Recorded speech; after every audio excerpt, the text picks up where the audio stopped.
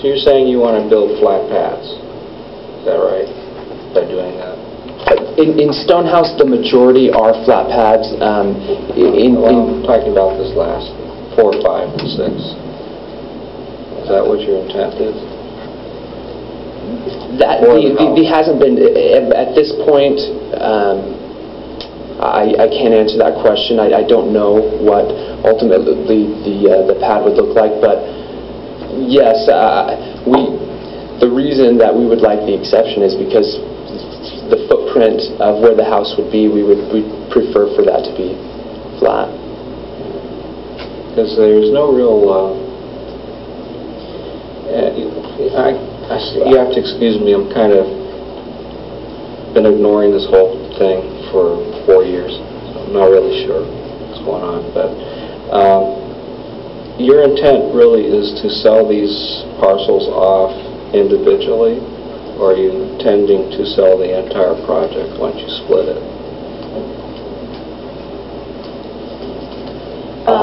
Go ahead. I was going to say, no, the goal is to obtain approval of lots and then to have each of the houses be built essentially as custom lots, because I don't think it was the city's desire to see essentially a 20-lot residential subdivision.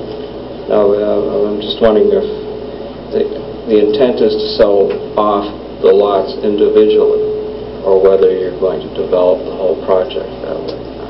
It would be to sell off the lots individually, similar to what's happening at the one Carter site. Okay, so really this is not all that important except to the buyer of the lot, because in reality you're pre-planning something that nobody really knows what somebody's going to buy. And my concern is, after seeing what happened at one Carter, and there were all these promises made, and everybody was so sweet, and everybody tried to work together, and they were going to save all these trees, and there was going to be beautiful landscaping.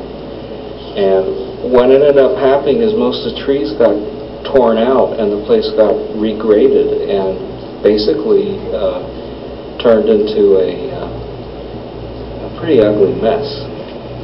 And I've lost my trust in people who do development. I really don't believe a lot of what they say during the process, because I know the goal is to get the lots split, because that's where the money is. So to me,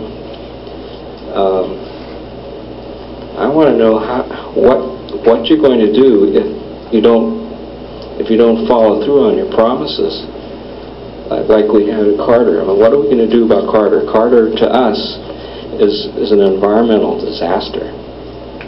You're going to put a house on lot 3, which is the one lot that looks over the entire town, that everybody looks up to from the town, and it becomes an ode to some McMansion.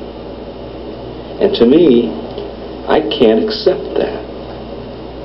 I'm pretty angry about it. Look, I was Dorn Platt's architect when they were building the wanting to build the Maranatha High School, and it got turned down.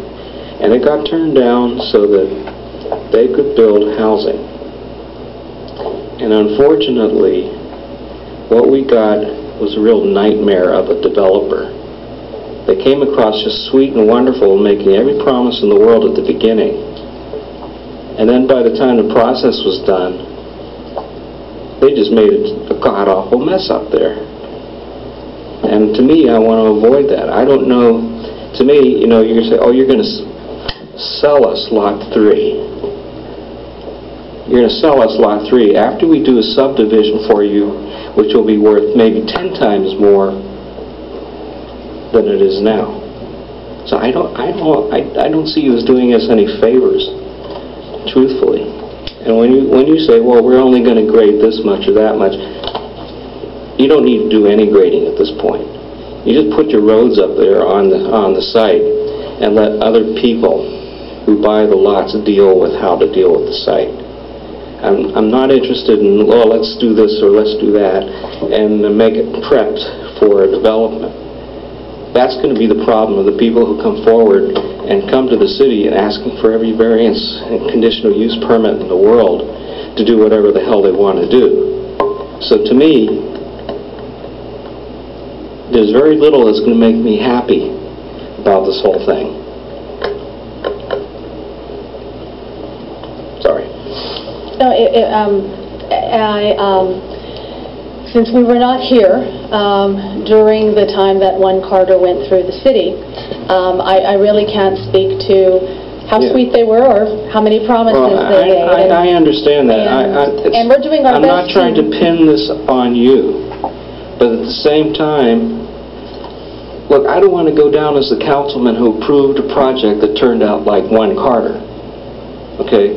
I don't want to have to leave town because I voted the wrong way, okay? And that's what this is about. Everybody in town has been dealing with this crap for about 10 years. And we get one story after another. Look, for 30 years as an architect, I've dealt with developers. I have been in that seat where you are sitting.